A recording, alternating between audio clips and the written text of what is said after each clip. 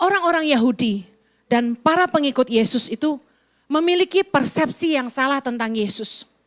Mereka berpikir Yesus datang ke dunia ini untuk jadi raja dunia. The real king on earth. Membangun sebuah kerajaan di dunia. Tapi eventually mereka salah. Kenapa mereka sangat mengharapkan Yesus jadi raja? Karena begini, di zaman Yesus, bangsa Israel itu merupakan wilayah jajahan bangsa Romawi. Sebagai bangsa jajahan, bangsa Yahudi itu wajib menyerahkan pajak. Berapa kali lipat? Berapa kali lipat pajak yang harus dibayar oleh setiap kepala keluarga? Sakeus? Ingat kisah Sakeus? 4 kali. Banyak banget pajak yang mereka harus bayar kepada kaisar, gubernur, wali kota, dan pemungut cukai. 4 macam pajak. Itu sangat memberatkan. Dan sebagai bangsa jajahan seperti dulu waktu zaman Indonesia dijajah, kita harus menjual hasil bumi kita kepada sang penjajah dengan harga yang sangat murah. Kita jualnya murah ke penjajah. Makanya bangsa Yahudi sangat menderita. Mereka berharap Yesus bisa menyelamatkan mereka dari bangsa Yahudi, dari bangsa Romawi, seperti Musa menyelamatkan bangsa Israel. Karena sudah ada sejarahnya, seorang Musa, nabi yang luar biasa dibangkitkan Tuhan untuk membebaskan bangsa Israel dari jajahan Herodes. Ingat Firaun, Herodes lagi, Firaun. Jadi Firaun tuh artinya raja. Nah, Herodes salah satu dari kaisar. Nah, dengar, Yesus datang waktu itu diharapkan bisa menjadi penyelamat seperti Musa yang membebaskan bangsa Israel. Nah, Anda tahu kenapa mereka sangat percaya bahwa Yesus mampu menolong mereka? Karena mereka lihat Yesus ini penuh dengan hikmat dalam pengajarannya. Dan gak cuma hikmat, dia punya kuasa. Mereka melihat bagaimana Yesus menyembuhkan yang sakit, mencelikkan yang buta, membuat yang lumpuh berjalan, mengusir setan, menghidupkan orang mati. Bahkan di depan mata mereka, Yesus memecahkan roti, 5 roti dan 2 ikan, bisa kasih makan 5.000 keluarga. Wow. Karena itulah mereka punya harapan dan mulai mendesak Yesus untuk menjadi raja. Tapi Yesus gak mau, dikatakan Yesus menyingkir untuk berdoa. Nah, saya mau cerita tentang murid-murid Yesus. Anda harus tahu bahwa awal mulanya para murid-murid Yesus ini mengikuti Yesus bukan karena iman. Dia panggil mereka ikut dia. Ingat, Yesus udah mulai terkenal. Orang terkenal gampang cari pengikut, ada amin? Orang kalau terkenal buka Instagram langsung banyak follower. Jadi waktu Yesus panggil, mereka punya satu harapan. One day kalau Yesus jadi raja, mereka jadi apa? Menterinya. Mereka bukan ikut Yesus karena iman, saya buktikan. Ingat, pernah dipersoalkan tentang siapa yang akan duduk di sebelah kanan dan kiri Yesus. Dalam Matius 20, permintaan ibu Yakobus dan Yohanes ayat 20. Maka datanglah ibu anak-anak Zebedeus serta anak-anaknya itu kepada Yesus lalu sujud di hadapannya dan meminta sesuatu kepadanya. Ayat 21 kata Yesus, apa yang kau kehendaki? Jawabnya, berilah perintah supaya kedua anakku ini boleh duduk kelak di dalam kerajaanmu. Yang seorang di sebelah kananmu, yang seorang lagi di sebelah kirimu. Mereka bukan mikir bahwa Yesus suatu hari akan mati di kayu salib. Kalau mereka tahu Yesus bakal mati di kayu salib, mau gak mereka disalib di kanan dan kiri kira-kira? Wow, wopuyang nih paksa.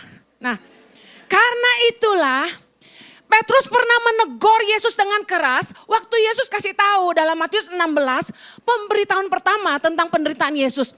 Yesus bilang gini, Yesus mulai menyatakan kepada murid-muridnya bahwa ia harus pergi ke Yerusalem dan menanggung banyak penderitaan dari pihak tua-tua, imam-imam kepala dan ahli-ahli Taurat.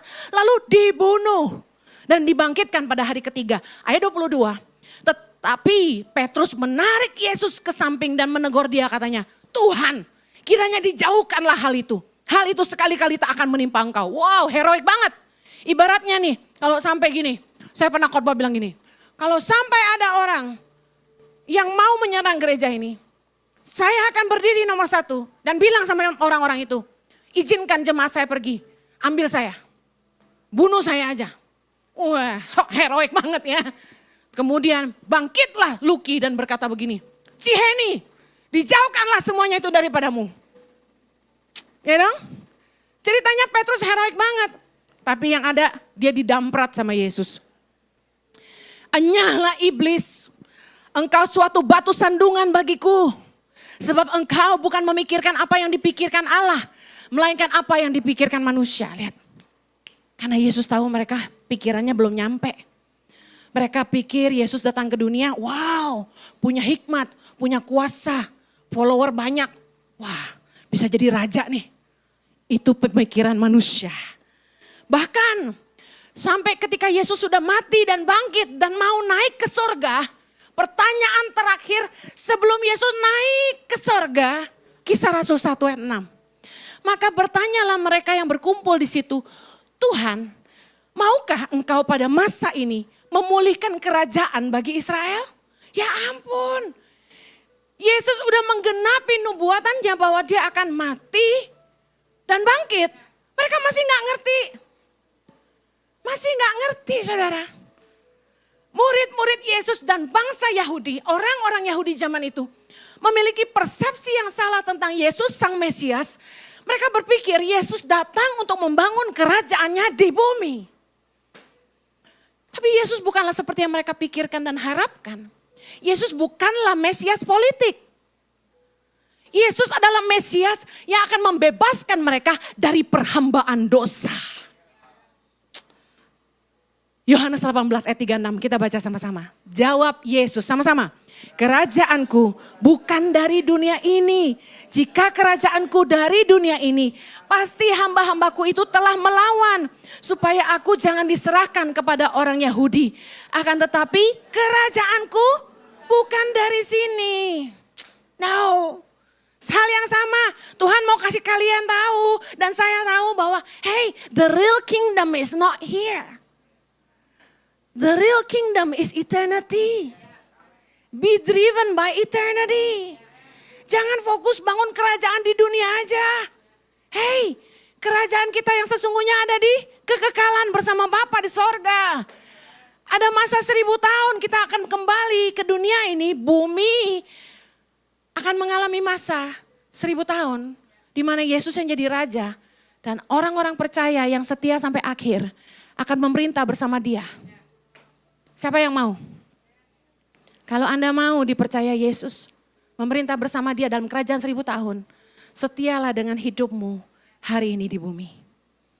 Setia sampai akhir, pegang imanmu kuat-kuat.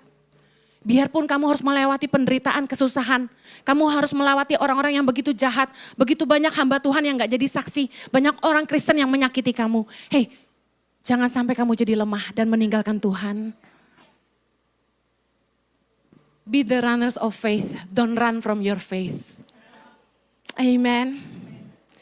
Yesus punya kesempatan untuk membangun kerajaannya di dunia. Anda bayangkan seorang Yesus yang begitu berhikmat, punya pengaruh, nama besar, lebih terkenal daripada semua artis, lebih terkenal dari Yesus Abraham di Taiwan. Yesus yang punya segala kuasa. Menurut Anda, bisa nggak Yesus bangun kerajaannya kalau dia mau? Di bumi. Earthly kingdom, bisa nggak? Saya kasih tahu, influencer paling hebat di dunia, artis paling banyak follower di dunia siapa? Taylor Swift atau? Whatever, aku nggak dengar. Justin? No, Justin Bieber enggak, udah kalah sama Taylor Swift. Siapalah? Wanita. No, dengar. Siapapun lah ya, pemain bola kek, artis penyanyi kek, influencer kek. Yesus punya follower jauh lebih banyak dari mereka. Saya kasih tahu. Influence means power. Followers means power. Di dunia orang cari kuasa. Tapi Yesus meletakkan kuasanya untuk menyelamatkan kita. He can do whatever you thought he would do. Dia bisa kalau dia mau bangun kerajaan terbesar sedunia. Dia mau bantai itu kerajaan Herodes, dia bisa. No. Yesus tahu tujuan hidupnya. Yesus tahu tujuan hidupnya adalah melakukan kehendak Bapa. Katakan sama-sama saya gini. Sesederhana itu. 3, 2, 1. Think about it. Kita maunya yang besar.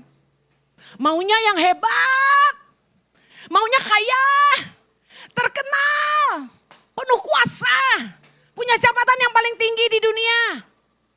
Yesus punya tujuan melakukan kehendak Bapa.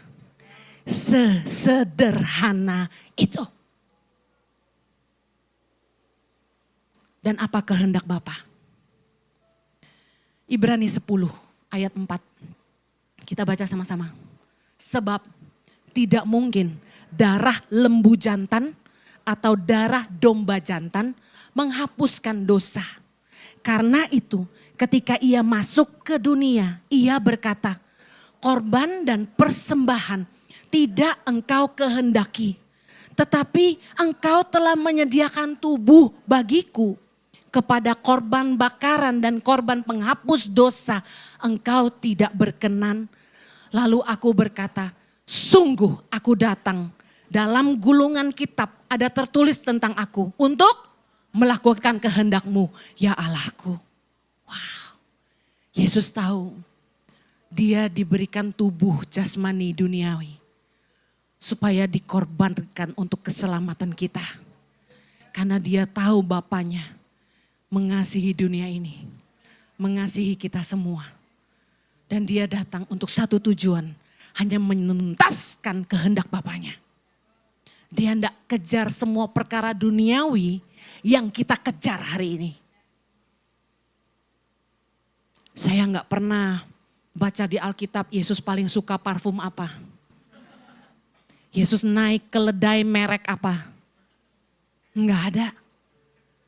Kadang-kadang yang kita perlu jaga tuh ini. Jangan sampai terjebak sama kenyamanan dunia. Sampai kamu lupa tujuan Allah dalam hidupmu yang sesungguhnya. Jangan sampai karena mengejar segala harta, kekuasaan, dan segala yang orang dunia ingin capai di hidup ini. Lalu fokus kita berubah. Dan kita lupa untuk membangun kerajaan kekal yang harusnya menjadi bagian kita. Dengar, Tuhan mau kita shifting our mindset. Kita waktu di dunia ini, kita dikecohkan oleh iblis. Supaya fokus kita cuma fokus hidup di dunia. Makan yang enak, minum yang banyak. Main judi. Judol, kejahatan. Kita ngutang sana sini, for what? Supaya bisa healing. Supaya bisa keliling cari silingling. Kita fokus di dunia ini, kerja cuma buat apa? Mengejar brand dunia. Kalau belum punya yang branded, belum keren. Kita hidup ngirit-ngirit, kita pelit-pelit supaya bisa beli barang branded. Padahal hidup kita bukan buat ini. Kita hidup buat kekekalan. At the end of the day, lu gak bawa stick drum lu ke sorga, gue bilangin. Lu gak bawa tuh tas Chanel, lu gak bawa sepatu Louis Vuitton, lu gak bawa kacamata segala Prada, Bulgari, Burberry, gak ikut ke sorga itu. Kalau kamu dikubur dengan semua branded itu, besok kamu dikubur malamnya udah kosong. Terjadi kebangkitan, tapi yang bangkit cuma barangnya doang. Ada amin? Mayatnya masih dikubur, tapi sepatu Hermes udah hilang. Cincin berlian 5 karat udah gone. Come on. Iblis pengen kita fokus di sini aja. Cai celia. Kita fokusnya di sini, di dunia. Kejar mati-matian sampai buat jahat sama orang supaya dapat berkat. Wah, kita tipu sana sini, curangin orang, bohongin orang, berantem sama orang. Ikatan darah aja bisa putus demi harta warisan. Tuh putwe. Kita pikir gimana caranya jadi kaya. Hidup begitu susah. Orang kalau cinta uang menyiksa dirinya dengan berbagai-bagai duka. Dan ujungnya menyimpang dari iman. Cinta uang itu kejahatan. Hanya untuk membawa kita meninggalkan iman. Iman itu apa? Iman itu yang membuat kita berkenan kepada Allah. Iman itu yang membuat kita akhirnya bisa masuk ke dalam kekekalan. Karena kita gak meninggalkan iman. Ku berjuang sampai akhirnya. Supaya kau dapati aku setia. Yuk punya tujuan itu yuk. Tuhan, aku mau suatu hari dengar Tuhan bilang gini di pintu sorga. Hei kamu setia. Masuklah dalam kebahagiaan Tuhanmu. Kamu setia dalam perkara kecil. Aku akan mempercayakan padamu perkara yang besar. Perkara yang besar tuh apa? Tahu nggak? Tahu nggak apa? Masa 1000 tahun. Memerintah bersama dia sebagai raja. Iblis itu senang kasih kamu mainan. Kadang-kadang mama-mama kalau lagi arisan ya. Ngopi-ngopi di kafe ya. Yang punya anak kecil nih kayak anaknya Sen tadi. Tahu nggak apa yang dikasih ke anaknya? HP, iPad. Bermodal dikit kan? Supaya apa tujuannya? Supaya diem dan nggak ganggu mama. Iblis itu gitu sama kita. Supaya lu nggak fokusnya ke kekekalan. Supaya lu fokusnya nggak kepada kerajaan Tuhan. Kamu dikasih mainan. Berapa banyak kita yang kalau udah scrolling Instagram. Kita lupa waktu. Kita bisa zoom. Sepatunya apa? Yesua tadi mimpin pujian, jam tangannya apa ya? Saya di Instagram, lumayan lah follower 1,2 jutaan mah, ya enggak? Pendukung saya, baik kamu.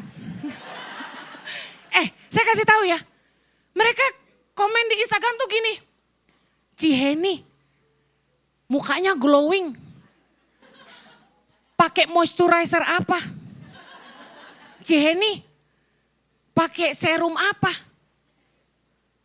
Kok kamu fokus itunya sih? Lagi dengerin saya khotbah di Instagram, yang dia komen tuh gini, makin cakep loh.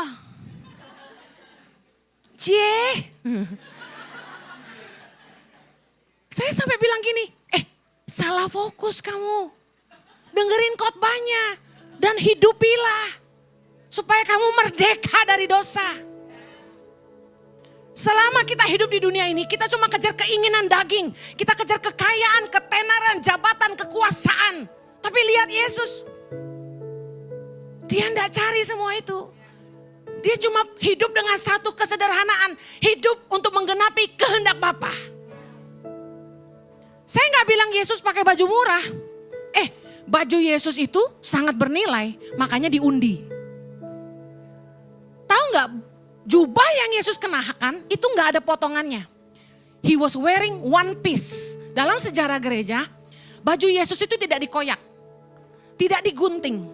Kenapa diundi? Karena harganya terlalu mahal untuk dipotong-potong.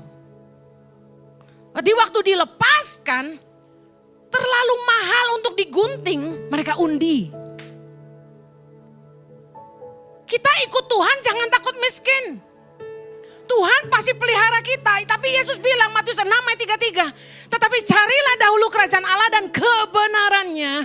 Maka semuanya itu akan ditambahkan padamu. Gue pulang dari Australia ke Indonesia. Gue cuma kejar satu. Tuhan apa yang Tuhan mau buat hidup saya. Saya cuma fokus cari kehendak Tuhan. Saya kasih tahu, saya nggak pernah mau tenar. This is with all my heart. Saya nggak pernah mau terkenal. Karena saya nggak suka dikerumunin orang. Saya terganggu orang minta foto karena gue nggak pede. Dan saya kasih tahu, saya nggak pernah kejar kekayaan. Kalau saya mau kaya, saya bisa korupsi uang yayasan. Tapi saya cerita dalam khotbah saya, anak saya mau sekolah aja. Saya sampai ngemis ke sekolahnya, minta waktu buat cicil 10 kali. Saya nggak malu. Karena saya mau hidup saya halal. Hari ini Tuhan percayakan sebuah yayasan Tangan Pengharapan yang dikenal di seluruh Indonesia. Dan kami saat ini sedang memberi makan 9.000-an anak di 111 titik di seluruh Indonesia. Kirim 250 guru, kasih modal buat orang usaha di seluruh Jabodetabek. Kita bangunin sekolah-sekolah di mana-mana. Kita udah punya 8 sekolah berasrama. Dan saat ini Tuhan lagi percayain begitu banyak hal. Dan saya dipercaya lagi sama suami punya gereja sendiri di Mall of Indonesia. Kelapa Gading, lantai P3 kalau ke Jakarta jangan lupa. Dan saudara tahu, dalam waktu 2 tahun setengah, Tuhan percayain 6 ibadah 5.000 jemaat. 2,5 tahun. Buat di Indonesia itu kecil. Buat di Taiwan kelihatannya besar. Tapi saya kasih tahu, saya gak pernah ngimpi bisa punya gereja sendiri. Saya dari dulu gak pernah mau punya gereja. Karena saya takut saya gagal. Buat saya yang paling penting cuma gini, Tuhan mau saya nolong orang miskin, saya fokus itu aja. Tiap hari yang saya pikirin apa yang saya bisa lakukan untuk nolong orang keluar dari kemiskinan, itu aja yang saya pikirin. Saya urus anak-anak asrama, saya sayangin mereka kayak anak sendiri, itu aja yang saya hidupin. Tapi tiba-tiba Tuhan percayain saya sebuah gereja. Dan Tuhan ketemuin saya sama orang-orang hebat ini. Saya kasih tahu, saya gak kejar itu semua. Yang saya kejar cuma kehendak Dia. Firman Tuhan ini jadi kenyataan buat hidup saya. Waktu kamu fokus kepada kerajaan Allah. Kerajaan Allah itu apa? Kehendak Tuhan bagi kamu. Itu harus jadi nomor 1 dalam hidupmu. Seperti Yesus, tujuannya cuma satu, melakukan kehendak Bapa. Dan dengar, saya berusaha hidup dalam kebenaran.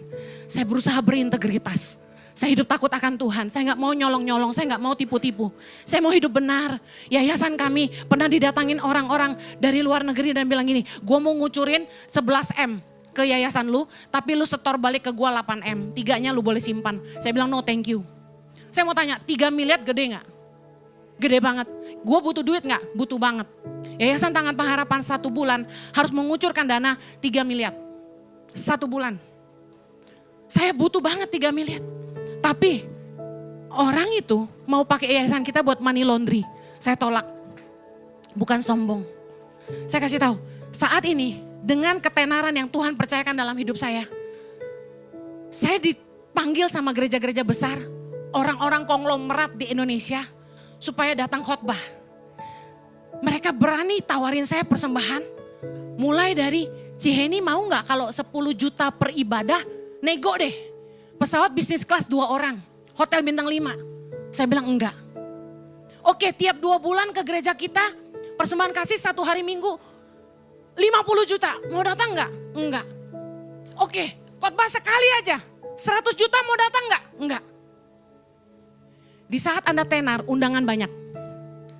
Di saat Tuhan lagi naikin saya, promosiin saya. Undangan tuh banyak banget, orang kaya datang mendekat. Tapi satu pun gak ada yang saya terima. Why? Karena Tuhan taruh di hati saya harus berhenti khotbah keliling. Saya harus duduk dan memuridkan. Saya harus mulai menggembalakan jiwa-jiwa. Mulai dari 400-an jemaat yang datang pertama kali kami buka gereja. Dan dalam 2,5 tahun Tuhan kirim ratusan kali lipat. Saya kasih tahu, saya duduk hari ini.